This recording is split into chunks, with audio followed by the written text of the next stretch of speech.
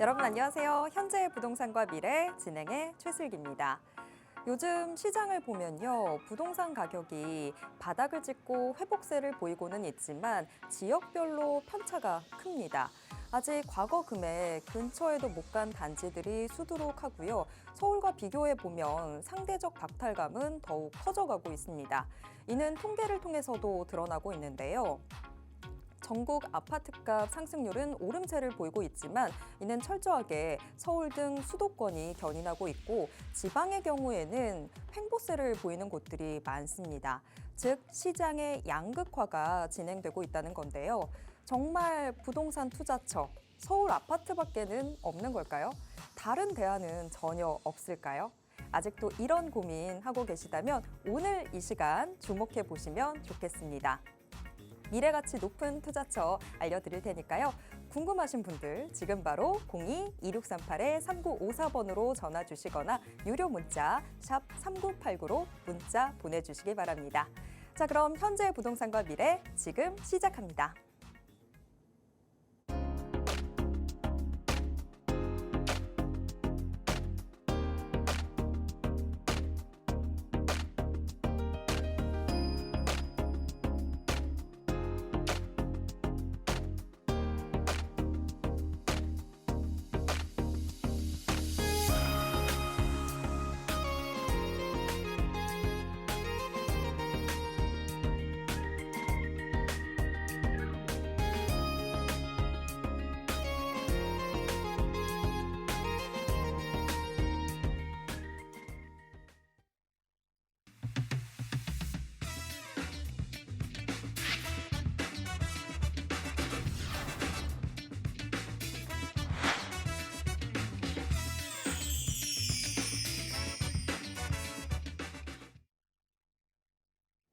부동산을 보는 관점이 바뀌면 인생이 바뀐다. 여러분들의 부동산 투자 안목 바꿔주실 분 소개해드리겠습니다.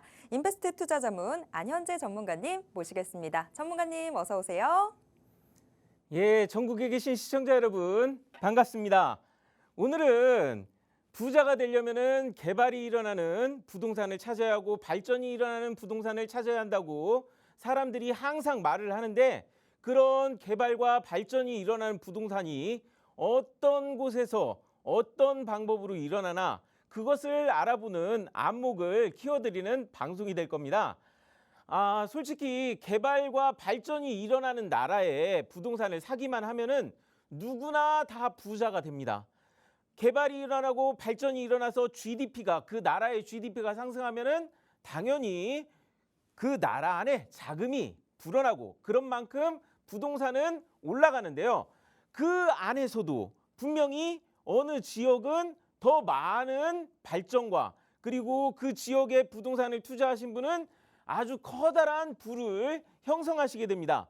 그러면은 그 같은 나라 안에 이쪽은 이렇게 커다랗게 부를 창출하고 이쪽은 오르긴 하는데 이게 오르는 건가 싶은 그런 차이점은 어디에서 나오는 걸까요? 오늘은 그 방법을 알 수 있는 부동산 투자의 지식 그리고 그로 인해서 교양까지 일석삼조의 방법을 찾을 수 있는 그런 방송이 될 테니까요. 오늘도 끝까지 채널 고정하셔서 자신의 투자 방법에 대한 지식과 교양 수준까지 그리고 올바른 방법을 내가 부를 형성할 수 있는 그런 일석삼조의 방송 그 내용을 꼭 챙겨가시기 바랍니다. 끝까지 채널 고정해 주세요. 네, 정말 알찬 방송입니다. 부동산 시장 정보, 투자에 대한 올바른 노하우는 물론이고요. 재미까지도 또 챙겨드리도록 하겠습니다. 지금 미래가치 높은 투자처, 오늘 저희 방송 함께 하신다면 알 수 있으실 텐데요. 이런 부분들 궁금하신 분들 지금 바로 02-2638-3954번으로 전화 주시거나 문자 샵 3989로 문자 보내주시기 바랍니다. 자, 일단 우리가 뭔가 지식부터 채워 넣고 시작을 해봐야 되겠죠. 자, 지금 한국은행이 3년 2개월 만에 기준금리를 0.25%포인트 인하했습니다. 부동산 시장에 미칠 변화에 대해서도 많은 분들 좀 궁금해하고 계실 텐데요. 이제라도 집을 사는 게 맞는 건지 매수자들의 고민은 계속되고 있습니다. 과연 어떻게 하는 게 좋을지 오늘 안현재 전문가와 함께 이야기 나눠보도록 하겠습니다. 지난주 금요일 날 드디어 우리나라가 몇 년 만에 지금 금리를 낮추는 그런 역사적인 금리 인하라는 말이 나올 정도의 금리 인하가 있었습니다. 자, 그렇지만 제가 항상 얘기했지만 금리를 낮춘다고 지금 부동산 시장 들어가시면 안 된다. 그렇게 얘기했었는데요. 자, 지금 보시면은 한국은행 총재가 바로 하신 얘기가 뭐냐? 갭 투자 감당할 수 있나? 영끌족에 경고한다. 이렇게 말을 하셨습니다. 굉장히 강한 어투로 이번에 금리를 낮추면서 매우 강한 어투로 경고를 하셨습니다.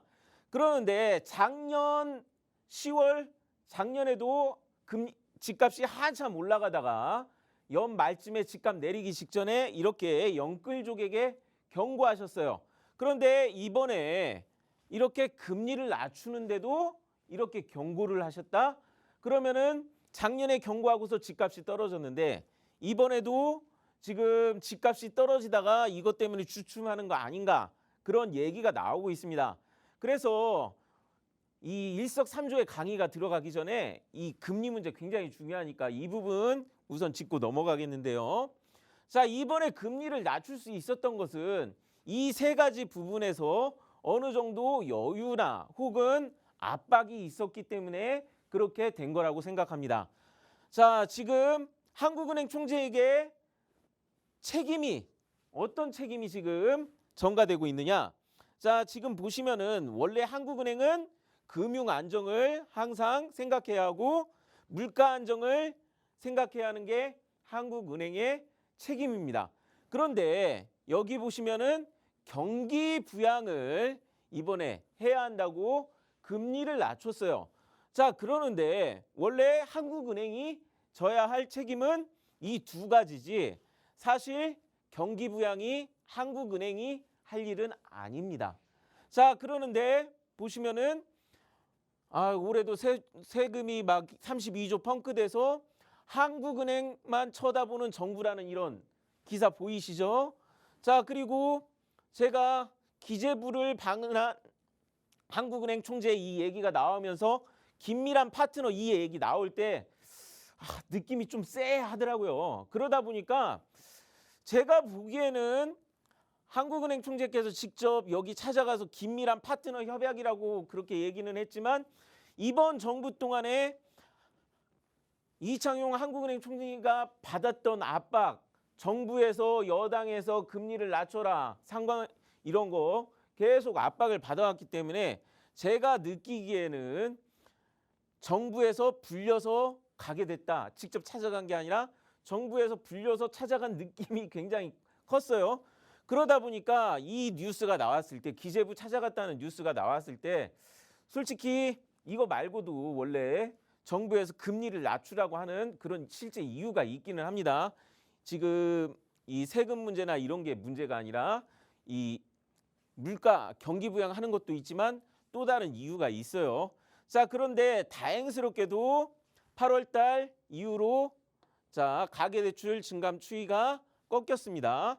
근데 꺾인 게 이게 다가 아니고 가계 부채를 낮춰야 하는데 어쨌든 이게 좀 꺾였고 그다음 자, 물가도 어느 정도 이렇게 3%대까지 이렇게 내려가 있으니까 자, 올해 들어서 3%까지 이렇게 내려가 있으니까 한국은행 총재께서 그래도 낮출 수 있는 어느 정도 여력이 있지 않았나. 그래서 정부에서 경기 부양하라고 이렇게 계속 압박을 하니까 그래도 경기 부양도 분명히 해야 금융 안정에 어느 정도 도움이 되니까 물가 안정에도 도움이 되니까 한번 이번에 낮춰볼까 이렇게 해서 낮춘 거라고 생각됩니다. 자, 제가 여기 보시면은 이렇게 경고하면서도 제가 한국은행 총재께서 하신 내용 말씀을 다 읽어봤어요. 그런데 여기에서 제가 가장 중요하게 느낀 게 뭐냐 하면은 이 시점에 한 차례 낮춰보고 금융시장이 어떻게 움직여 볼지 살펴보고 추후 방향을 결정하기로 한 것이라고 되어 있습니다. 그 얘기는 뭐냐? 어느 정도 계속 정부에서 압박은 들어오고 있고 미국도 한번 금리를 낮췄고 한 번 더 선거 전에 분명히 낮출 거니까 그래도 이런 부분에서 여유가 좀 생긴 한숨을 돌린 거죠. 한숨을 돌리는 상황에서 계속 정부의 압박은 들어오니까 한번 시험 삼아 지금 보시면 아시겠지만 어떻게 움직여 볼지 살펴본다는 거는 시험 삼아 낮춘 게 아닌가 그런 생각이 들어요. 그리고서 추후의 방향을 결정한다고 했으니까 지금 만약 막 그런 분들 많잖아요. 미국이 금리 낮출 거고 우리나라 금리도 따라서 낮출 거고 금리 낮아지면 집값 올라간다 그렇게 얘기하시는 분 나옵니다. 그래도 이번에 집값이 올라가던 게 그래도 조금 꺾였고 집값 올라가던 게 조금 꺾였고 그다음 가계대출도 꺾였고 물가도 좀 안정될 것 같으니까 한번 시험 삼아 낮춰봤는데 만약 집값 오르는 거 다시 나오잖아요. 더 이상 우리가 아무리 미국이 금리 낮춰도 더 이상 낮추지는 않을 거라고 저는 그렇게 생각해요. 자, 원래 한국은행이 감당해야 할 책임은 어떤 겁니까? 물가 안정하고 금융 안정이에요. 한국은행이 할 건 이거고 경기 부양은 국가가 해야 돼요. 그런데 국가가 원래 경기 부양할 때 방법 중에 하나가 한국은행에서 금리를 낮추는 것도 방법이긴 하지만 지금의 경제 상황은 그동안 낮았던 금리 때문에 생기는 부작용이기 때문에 이 거품을 해결할 때는 경기 부양을 하는 정책을 한국은행에서 금리 낮춰서 하는 게 아니에요. 어떻게? 빚내서 지금 한국은행에서 금리를 낮춘 거는 빚을 내서 경기를 부양하라는 얘기잖아요. 그런데 지금 빚이 쌓여서 우리나라 경제에 먹구름이 꼈으니까 이거는 실질적으로 한국은행 총재께서 지금 이렇게 얘기하시는 게 정답입니다. 집값을 올리는 게 정답, 이게 금리를 낮추는 게 지금 정답이 아니에요. 그러다 보니까 제가 아까 얘기했죠. 이번 정부에서는 지금 둔촌주공 일병 구하기를 그동안 꾸준히 해왔습니다. 그러다 보니까 이 부분에서 아마 금리를 한 번 더 낮추지 않을까라고 제가 예상을 했었고 그 다음에 아무리 이번에 이 둔촌주공 일병 구하기 전에 만약 새 금융정책이 나온다면은 한 번 더 데드캣 바운스를 한번 해본 다음에 결국에는 내년부터 하락을 하거나 자 그리고 다행인 거는 지금 금리를 인하해도 어떤 상황이냐 자 이번에 이창용 한국은행 총재의 뉴스를 이렇게 보다 보면은 자 이번에 금리나 효과가 나오지 않는다라고 분명히 말씀을 하셨습니다. 그 이후에 또 나온 제가 자료 만들고 나서 그 다음에 나온 뉴스들이에요. 자 그렇다는 거는 지금 금리 인하를 제가 얘기했잖아요. 금리 인하를 해서 경기 부양이 될 게 아니라고. 지금 원래대로 경기 부양을 해야 할 거는 정부가 정부 정책으로 무언가 올 초에 선거 있기 전에 경기 끌어올린 것처럼 정부에서 돈을 벌여서 금리를 지금 경기를 부양해야 하는데 그거를 한국은행한테 지금 책임을 떠넘긴 그런 상태이기 때문에 제가 이 내용을 읽다 보면은 한국은행 총재께서 지금 굉장히 고민을 많이 하고 계신 게 나와요. 그리고 쓴소리도 하죠. 어떤 거냐면은 자, 이 금리 인하를 해서 경기를 부양해야 한다고 지금 이런 게 피벗이라고 합니다. 금융정책 전환. 이 피벗을 해야 하는데 이번에 놓쳐서 지금 효과 없다라고 지적받으니까 바로 쓴소리 하셨잖아요. 아니, 그럼 8월 달에 금리 낮췄으면은 집값이 어떻게 됐을 거냐고 그거 어떻게 할 거냐고 책임질 거냐고 그 얘기 하시잖아요. 그러니까 지금 쓴소리 책임 뭐 이런 것들을 계속 두들겨 맞고 계십니다. 이걸 그렇게 두들겨 맞고 계시니까 어떻게 됩니까? 이렇게 쓴소리를 하시는 거예요. 그렇지만 지금 오히려 정부 정책을 정하시는 분들이 오히려 잘못된 것 같아요. 지금 이창용 한국은행 총재께서 하시는 게 저는 오히려 더 정답이라고 봅니다.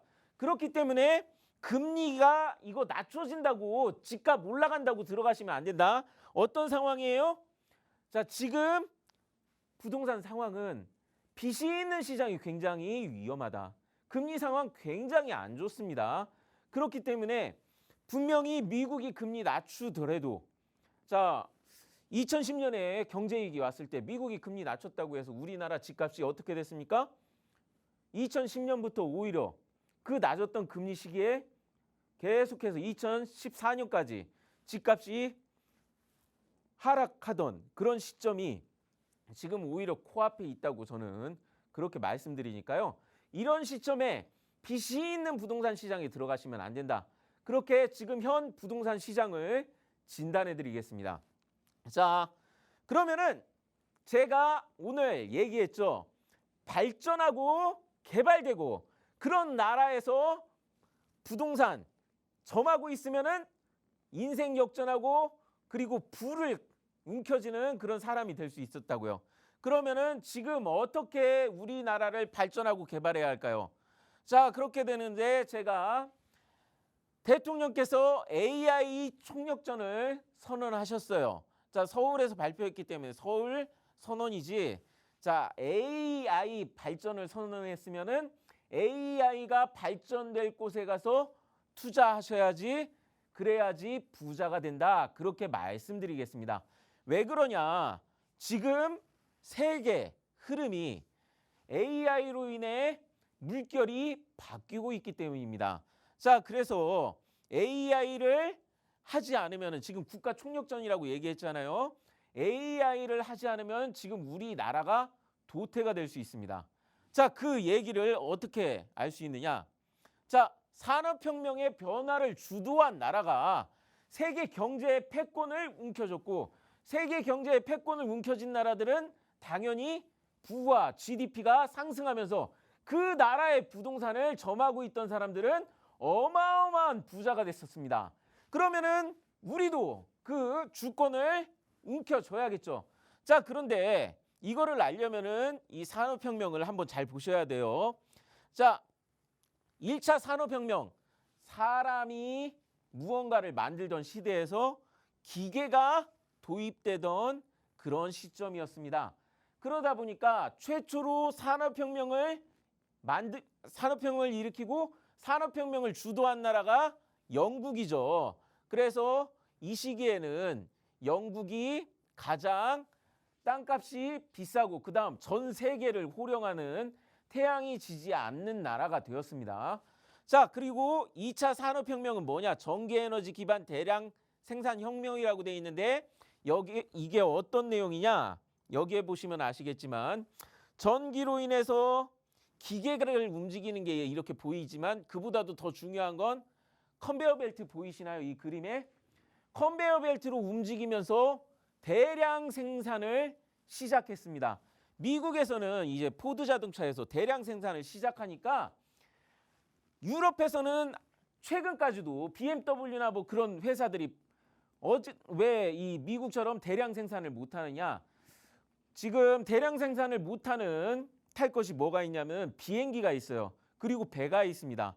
배를 만들 때, 비행기를 만들 때 컨베이어 벨트를 돌려서 만드는 게 아니라 어느 공장에서 필요한 부품을 만들어 와서 일일이 사람이 조립을 하는 그런 생산 방식을 하고 있어요. 자, 유럽은 최근까지도 자동차 공장을 유럽에 있는 자동차 공장이 그런 식으로 생산을 하고 있었기 때문에 당연히 미국보다도 그리고 일본보다도 그리고 우리나라보다도 자동차 생산량이 적을 수밖에 없는 거죠. 고급화로 어떻게든 버티고는 있었지만 2차 산업혁명을 주도한 나라, 자, 산업혁명을 주도한 나라가 주도권을 가져가면서 가장 부동산 비싼 나라가 미국이 되고 그리고 일본이 되고 우리나라도 그 못지않게 올라갔습니다. 그리고 나서 자 3차 산업혁명이 컴퓨터 인터넷 들어가면서 자 여기에서 어떻게 됩니까? 그래도 따라오던 일본하고 EU가 어떻게 됩니까? 도태를 해버렸잖아요. 일본도 반도체나 이런 것들 좀 잘하고 뭐 이렇게 하다가 EU에서도 퀄컴이라든가 그런 회사가 좀 잘 이끄는 듯 하다가 지금 EU가 파탄난 이유가 뭐냐? 지금 유럽에 가보세요. 가난해요. 왜 가난한 줄 아세요? EU에는 빅테크 기업이 없습니다. 원래 퀄컴이라는 그런 좋은 기업도 있었는데 지금 유럽에 가보면은 빅테크 기업이 없어요. 일본도 빅테크에서 도태돼 버렸어요. 그러다 보니까 어떻게 됩니까? 지금 우리나라 밑이잖아요. 심지어 중국 밑이잖아요. 자, 그러면은 앞으로 산업혁명 지금 중요한 겁니다.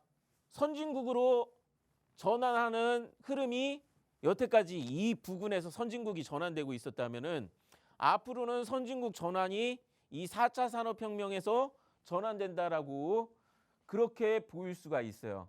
자, 오늘 이거 좀 강의 내용이 좀 교양 쪽이고 어찌 보면은 그런 부분이지만 여기에서 이 사물 인터넷과 빅데이터, 인공지능 이런 것들을 알아야지만 그래야지 내가 부동산에서 부자가 될 수 있습니다. 그거 오늘 꼭 기억하세요. 자, 주식도 마찬가지지만 사람들이 다 알고 있는 곳에서는 커다란 수익을 창출하기가 어렵습니다.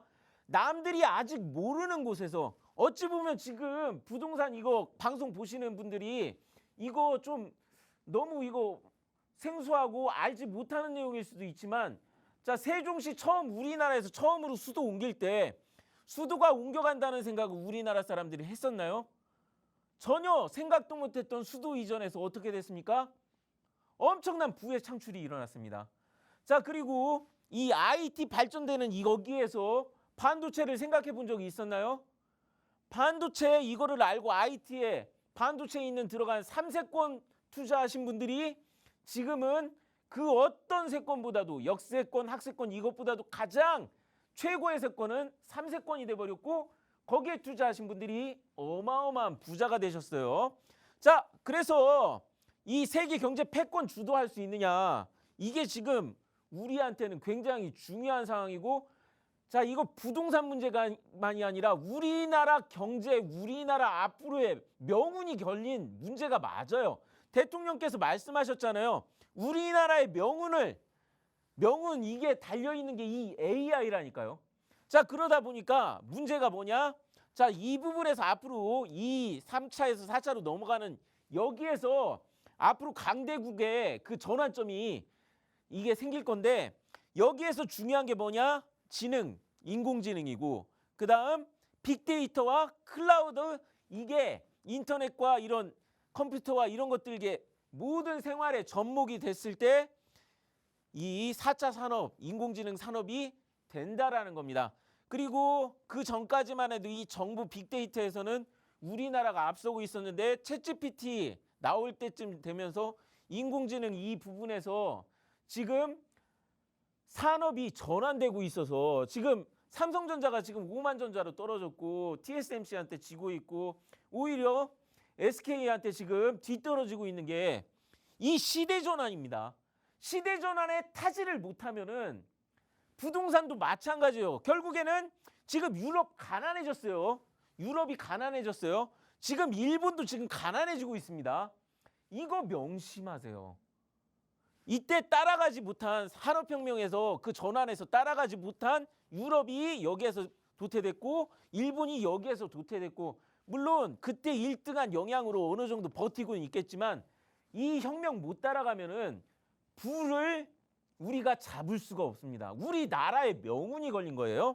자, 그래서 빅데이터하고 클라우드 이 투자가 있는 곳을 찾아가면은 부자가 될 수 있다. 어떻게? AI를 하려면은 빅데이터하고 클라우드가 있어야 하는데 자, 데이터 이게 뭐냐 하면은 이 데이터라는 게 결국엔 정보예요. 자, 그러면은 데이터를 들어갈 수 있는 곳. 자, 어떤 거부터 챙겨야 하느냐? 데이터 센터를 챙겨야 합니다. 그러면 데이터 센터 제가 몇 번을 얘기했지만 제가 이제 상담하다가 제가 조금 이거 놓쳤구나라고 생각한 게 뭐냐 하면은 오신 분들이 데이터 센터를 모르는 거예요. 자, 그러다 보니까 이게 정말 안타까운 문제예요.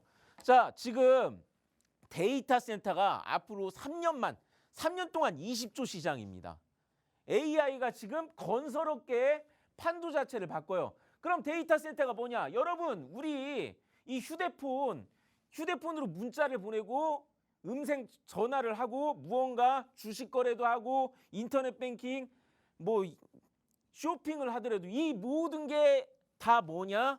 데이터, 정보가 가기 때문에 생기는 거고 그 데이터를 어디에선가 정리를 하고 이런 것들을 올바르게 보낼 수 있는 게 바로 데이터 센터라서 앞으로 AI 영토 전쟁 이거 하는데 데이터 센터 들어가는 게 가장 중요합니다. 자, 근데 문제가 생겼어요. 어떻게 되느냐? 갑자기 님비 현상 딱 작년부터 갑자기 데이터 센터가 들어오면 안 된다. 님비 현상이 갑자기 나타났어요.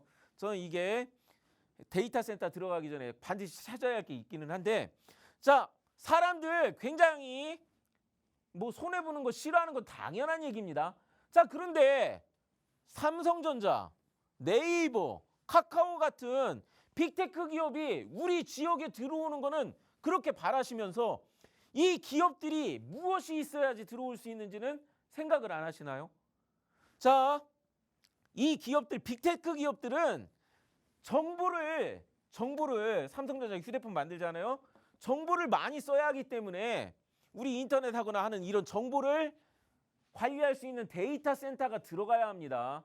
그렇기 때문에 데이터 센터가 많이 들어가는 지역에 앞으로 삼성전자, 네이버, 카카오, 만약 서울 수도권에서 야 데이터 센터 나가 하면은 삼성전자, 네이버, 카카오가 데이터 센터가 있는 지방으로 내려갈 가능성이 커요.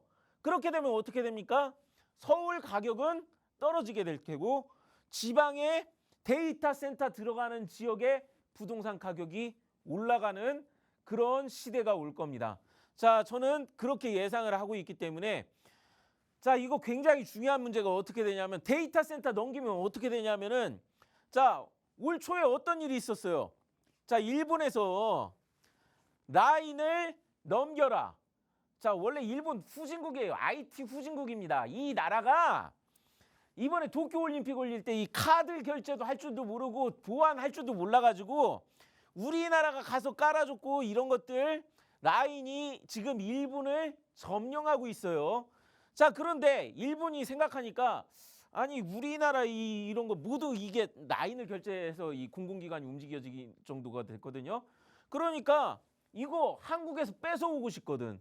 자, 그랬는데 정부 원래 일본 재경부가 이 기업아 너희들 이거 이렇게 해서 넘겨 하면은 일본 기업들은 하이 이러고 있는데 우리나라 국민들이 들고 일어나서 야 이거 이러면 되겠냐 이게 무슨 민주주의냐니까 일본이 깨갱했잖아요. 자, 근데 중요한 게는 뭐가 있냐면은 자, 라인이 형성한 데이터 클라우드 이게 지금 동남아뿐만 아니라 미국 이런 점유율이 이렇게 많습니다. 지금 일본이 갖고 가고 싶은 게 이 라인만이 아니에요. 소프트뱅크가 손정희 회장이 가장 원하는 게 뭐냐면은 이 라인을 구축하면서 데이터 센터 아까 얘기했지만 이거 보내는 정보 자료만이 아니라 저장되어 있고 거기에 대한 기록도 굉장한 데이터입니다. 그런 클라우드 데이터를 갖고 싶기 때문에 지금 뺏어가려고 했는데 왜 지금 못 뺏어갔느냐? 데이터 센터가 일본에 없어요. 그리고 데이터 센터를 유지할 만한 기술력이 일본에 없어요. IT가 후진국이니까. 그러는데 이거를 우리나라가 이거를 갖고 있으니까 지금 안 뺏겼는데 자, 지금 이게 큰일인 거예요. 어떻게 된 거예요? 지금 데이터 센터가. 자, 데이터 센터가 지금 우리가 한번 뉴스를 검색해 보면은 자, 어떻게 되냐면은 데이터 센터가 자, 지금 작년만 해도 그 몇 년 전만 해도 데이터 센터를 각 지방에서 유치하려고 지금 각축전을 벌였었어요. 그랬는데 지금 이렇게 지방에서 서로 오라고 하는 데이터 센터가 이 글로벌 디지털 센터가 이제 디지털 시대의 핵심 전환 이건데 자, 지금 보다 보면은 지금 우리나라가 반도체 부분에서도 AI 때문에 지금 시장이 바뀌어가니까 산업혁명이 바꿔가니까 이렇게 되고 있지만 이 데이터 센터를 자꾸 우리나라가 아닌 자 기업들까지 각축전 이렇게까지 기업이나 지방에서 각축전이지만 그 각축전을 벌이는 게 지방만이 아닌 전 세계가 자 모든 나라들이 데이터 센터를 유치하려고 각축전을 벌이고 있습니다.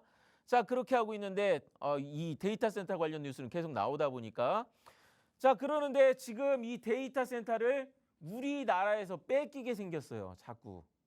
왜? 님비 현상 그리고 무엇보다도 데이터 센터를 세울 때는 가장 중요한 부분이 있는데 그거를 지금 우리나라가 못하고 있기 때문에 원래 일본 우리나라보다도 전기 인프라 후진국이거든요. 저번에 그 커다란 홍수 나고 해일 났을 때 일본 발전소들 다 난리 나가지고 일본의 전기 수급 문제가 우리나라보다도 후진국인데 데이터 센터가 전기 먹는 하마입니다. 그러다 보니까 지금 님비 현상이 그거를 대고 있는데도 데이터 센터를 지금 일본에 뺏기고 있는 형국입니다. 자, 그 부분에 대해서는 다음 주에 한번 얘기할 테니까요. 자, 그럼 데이터 센터가 지금 본격화로 되면서 AI 시대에 가장 챙겨야 할 게 뭐냐? 데이터 센터다 보니까 자, 이번에 대통령께서 발표한 그것도 있지만 올 초에 상반기에 발표한 데이터 센터 들어가는 이 지역들 주의 깊게 살펴보시면은 부자가 될 수 있는 부동산이 여기에서 나올 겁니다. 그래서 이 부분에 대해서 제가 너무 자세하게 이 지역을 풀어버리면은 이게 투기가 될 수 있으니까 여기에서 말은 할 수 없지만 이 지역들 잘 살펴보시고요. 이 같은 데이터 센터가 들어가더라도 투자금 자체가 다릅니다. 그러다 보니까 어디는 혁신도시 정도고 어디는 세조시 정도로 크게 진짜 터질 수 있는 게 이 데이터 센터 들어가는 지역이다라고 말씀드리면서 자, 부자 되고 싶으세요? 4차 산업 올라가는 AI하고 빅데이터 속에 뭐가 있느냐? 진짜 국가 명운이 달려 있습니다. 진짜. 이거 실패하면 우리나라 망해요. 그래서 이 국가 명운이 걸려 있는 데이터 센터가 크게 유치되는 지역에서 부자가 나온다. 그렇게 말씀드리면서 오늘 강의 마치겠습니다. 하이!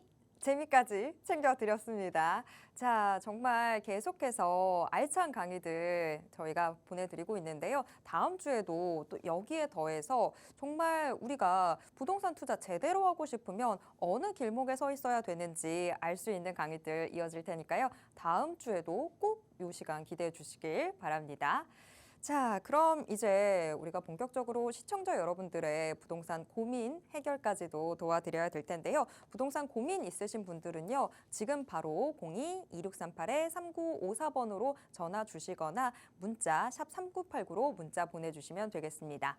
자, 그리고 지금 안현재 전문가님께서 늘 이 시간 정말 알찬 강의들 압축적으로 전해주고 계신데 시간이 참 늘 매번 부족하잖아요. 그래서 오프라인에서 우리 시청자 여러분들 만날 수 있는 자리 준비해주고 계신데요. 자, 어떤 내용들 들어볼 수 있는지 전문가님 자세한 소개 부탁드릴게요.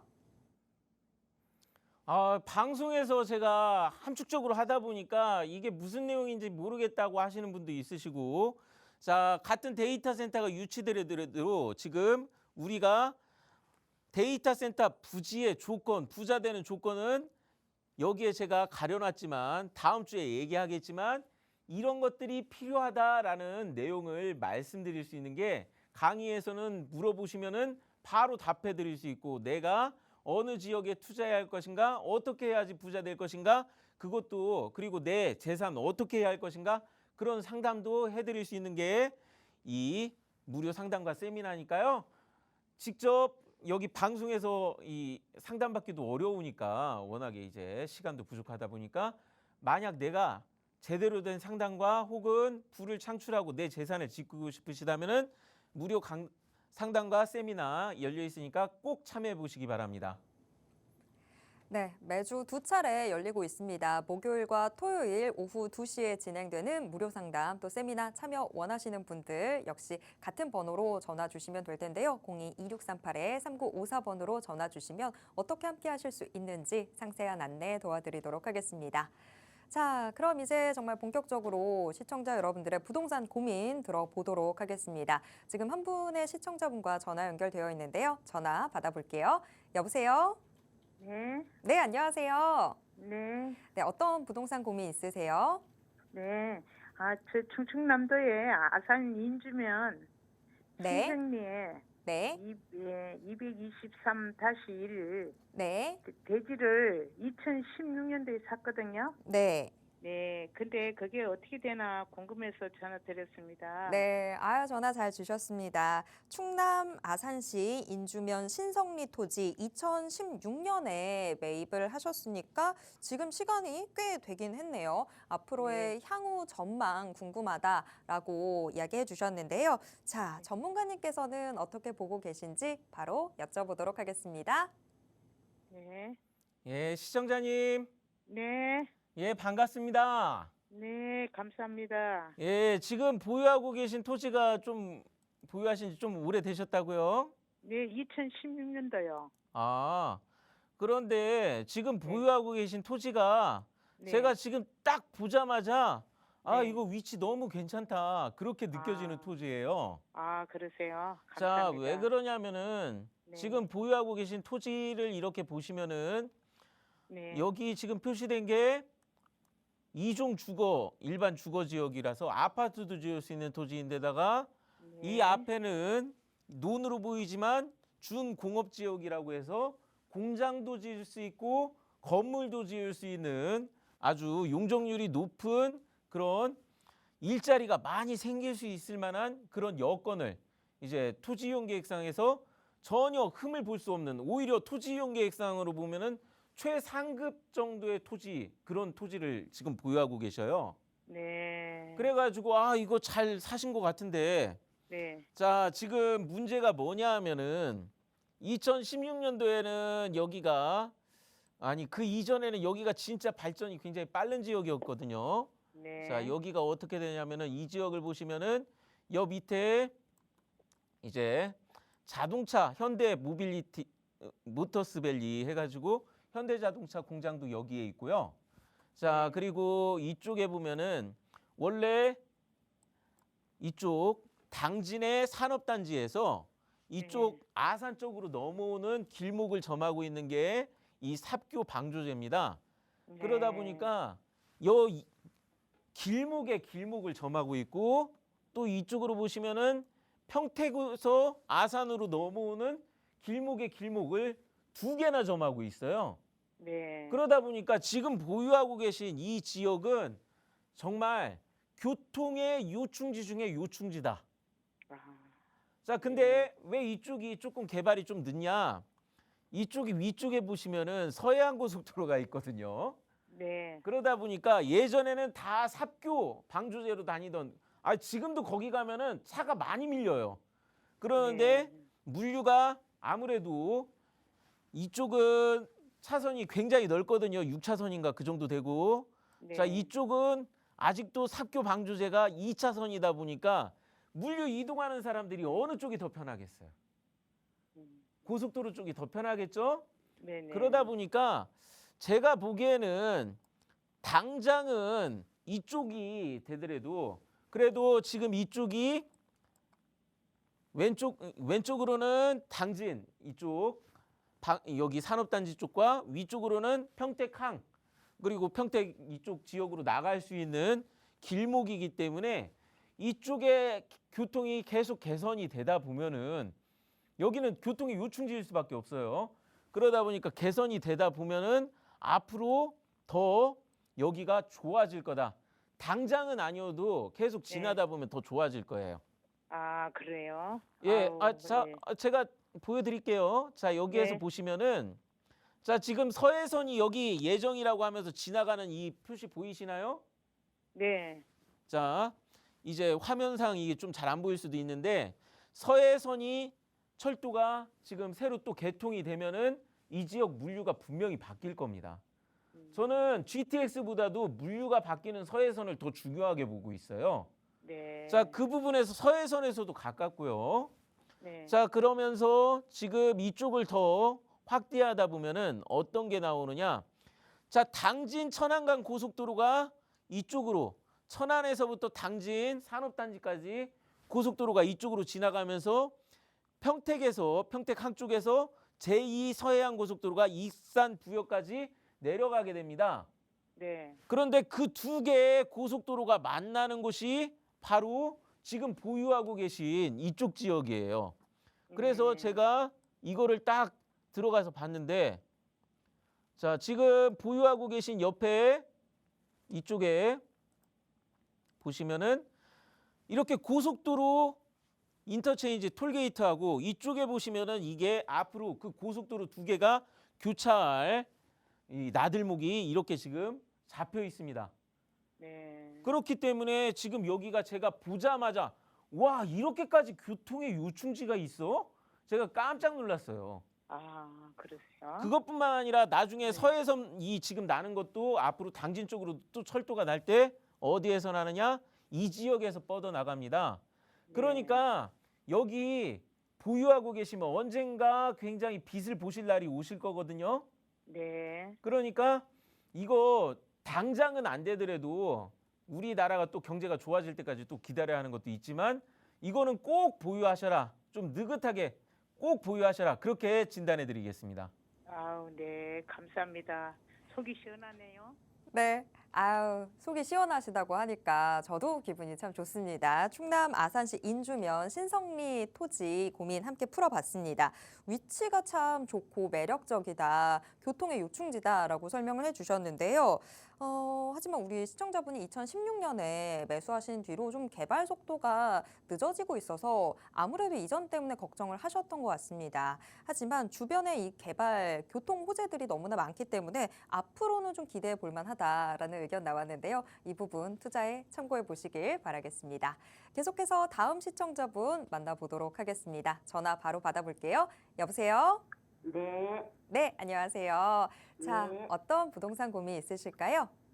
한 4년 넘게, 네. 해남군 다니면, 112-1번지를 샀는데 지금 어떻게 돌아가나 궁금해서요. 4년 전에 매수를 하시고 그 이후로 조금 지금 개발 속도가 마음에는 들지 않으신가 봐요. 예, 예. 네. 자, 전남 해남군 산이면이라고 하셨습니다. 자, 이쪽에는 앞으로의 향후 흐름들 어떻게 될지 전문가님께 바로 여쭤보도록 하겠습니다. 시청자님, 네, 예, 반갑습니다. 네. 혹시 이게 산이면 구성인가요? 그건 잘 모르고, 예, 구체적으로 어디인가 알 수 있을까요? 해남군 다니면하고 주소만 알고 있는데요. 예, 지금 예, 그냥 산이면 112-2번지 치면은 예. 지금 보유하실 수가 없는 토지가 나와요. 지금 112-1번지. 아니요, 112-1번지도 마찬가지고요. 112-1번지인가? 그러니까 리가 중요합니다. 산이면에 무슨 리가 있거든요. 상공리. 상공리세요? 예, 예. 왜냐하면은 잊어먹었어요. 지금 말씀하신 대로 그대로 치면은 네. 이렇게 국가에서 벌써 수용한 지역이 나오기 때문에 이게 상공리 잊어먹었어요. 상공리. 예. 오래돼서 예. 잊어먹었어요.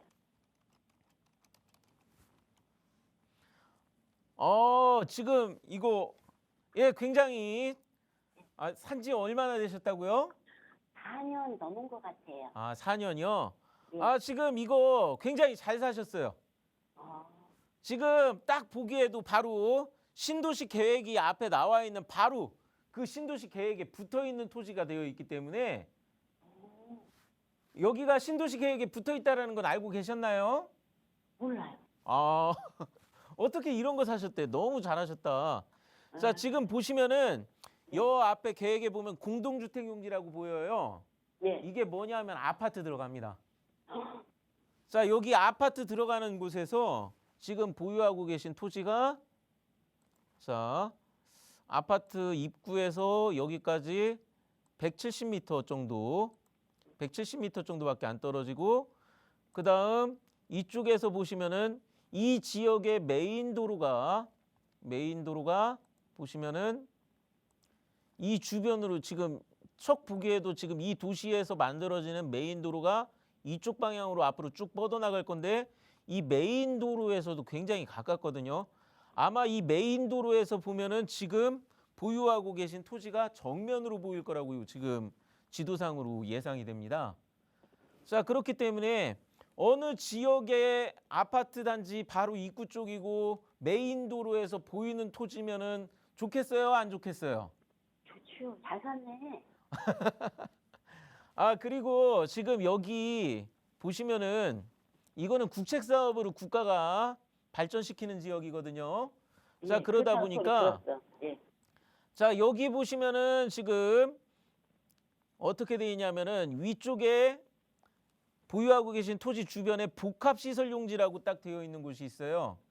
이게 조금 대단한 게 뭐냐 하면은 복합시설용지가 준주거지역하고 준공업지역을 합친 지역이라서 용적률이 약 200에서 500%까지 올라가는 지역입니다. 상업지 좀 되나? 상업지역이라고도 할 수 있고요.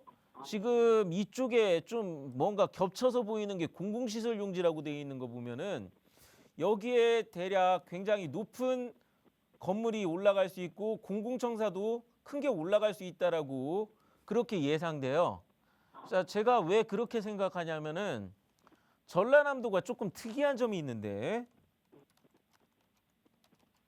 전남도청을 치면은 전남도청이 이렇게 나오는데 전남도청을 이렇게 검색해서 들어가면은 100m 이상의 마천루 건물이라고 되어 있습니다. 보이시나요? 네네.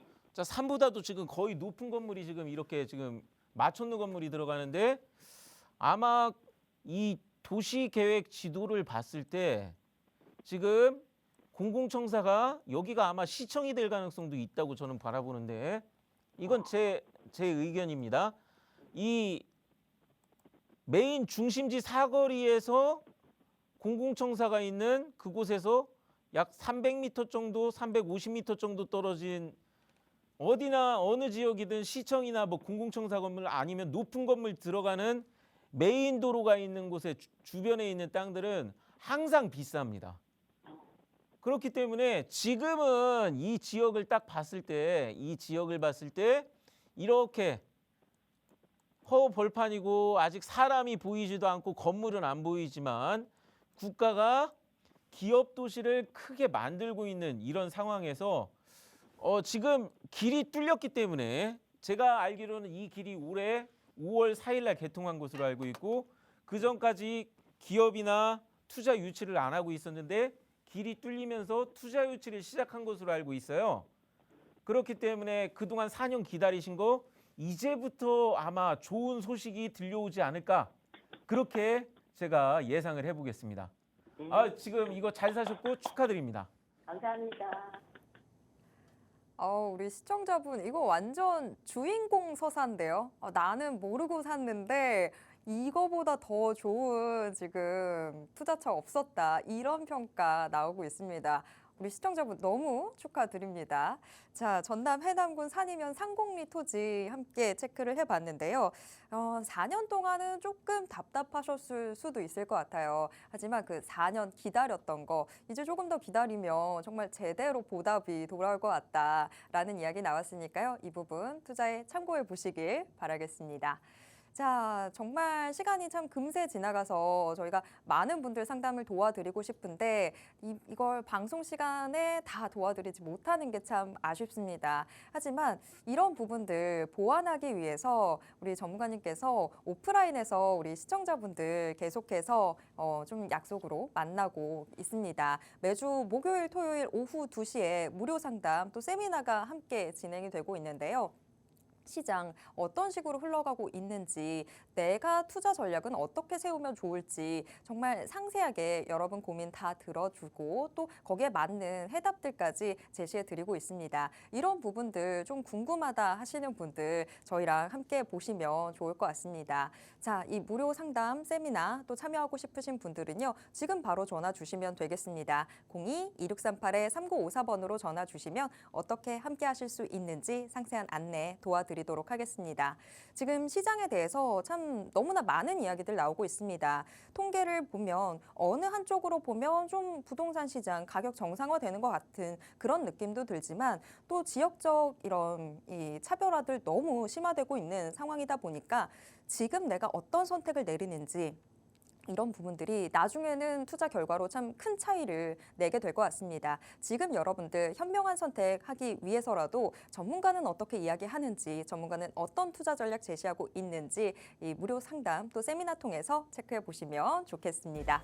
자, 오늘 방송은 이쯤에서 정리를 해봐야 될 것 같은데요. 저희가 방송을 통해서 제공해드리는 정보는 투자 판단에 대한 조언일 뿐이라는 점 꼭 기억해 주시길 바랍니다. 그럼 저희는 다음 주 화요일 이 시간에 다시 돌아오도록 하겠습니다. 함께해 주신 모든 분들 고맙습니다.